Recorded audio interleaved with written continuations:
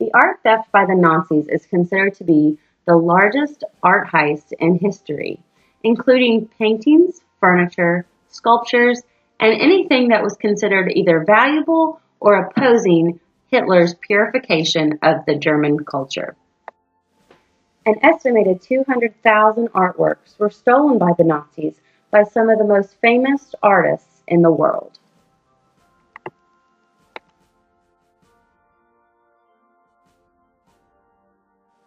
Creations by famous artists such as Gustav Klimt and Vincent van Gogh, to name a few, were completely destroyed during the burning of several art museums.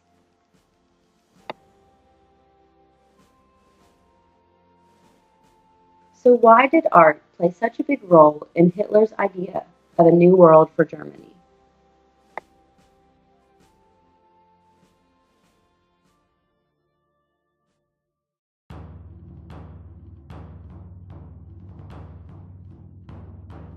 From 1908 to 1913, Hitler sold his paintings and tried to make a career as a professional artist. He was unsuccessful and rejected by the Academy of Fine Arts in Vienna. His inspiration was Italian Renaissance, Neoclassicism, as well as German and Austrian paintings from the 19th century. In 1914, he abandoned his dream of becoming an artist and joined the military. Then he went on to become the infamous political leader we know today.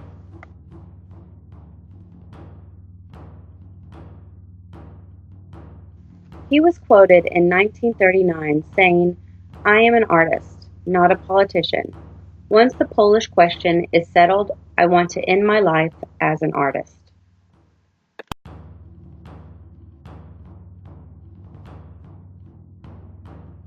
Hitler saw modern art as a threat to the Aryan ideals of the German culture.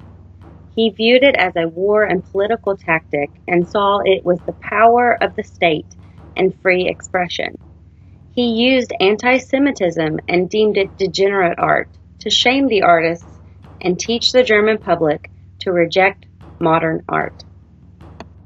Hitler seized more than 16,000 modern artworks, including works from Dadaists, Cubists, and Surrealists. Hitler hated famous artists such as Picasso, Matisse, and Chagall. They organized exhibitions in 1937, which included 650 works called the Exhibitions of Shame, including one named The Monstrosities of Madness.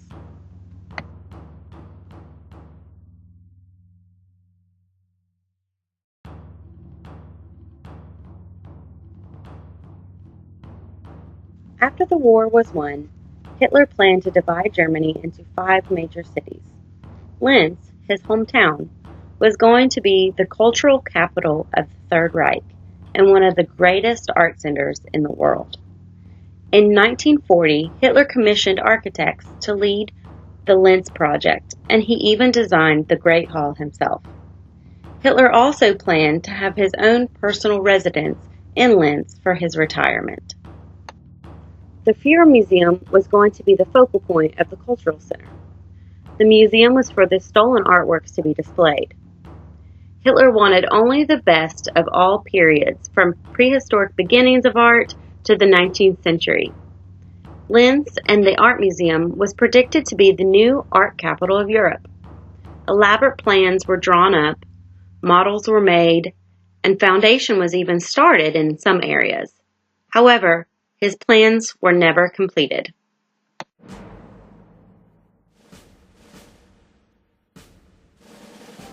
In 1943, a group known as the Monuments Men was organized to join the military to help identify and protect famous artworks and other monuments in danger of being destroyed by war. They established the Monuments, Fine Arts, and Archives section of approximately 350 men and women from 13 different countries. These volunteers were mostly made up of art historians and scholars, museum curists, and archivists. Some were even called to the front lines and faced combat to join with the military in finding artworks under fire. They assisted in protecting churches, museums, and cultural artifacts from attacks, even creating maps telling pilots the structures they should avoid. After the war was over, the Monuments Men focused their efforts in the recovery of artworks to eventually be returned to their rightful owners.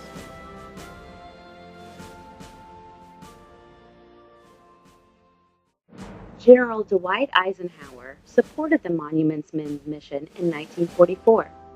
He ordered the military to safeguard historical monuments and cultural centers which symbolize to the world all that we are fighting to preserve.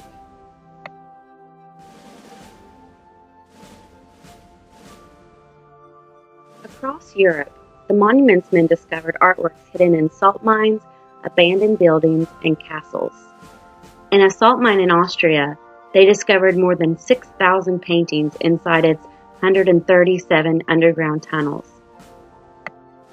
Their work continued through 1951, by which time they had rescued, preserved, and returned 5 million pieces of art. The Monuments Men Foundation is still searching for artworks to this day. The war ended in 1945. As the Allied troops were closing in, the Third Reich fell. Hitler committed suicide to avoid capture. In his last days in the bunker, Hitler was seen studying his plans for his art museum and flipping through his book of stolen artwork.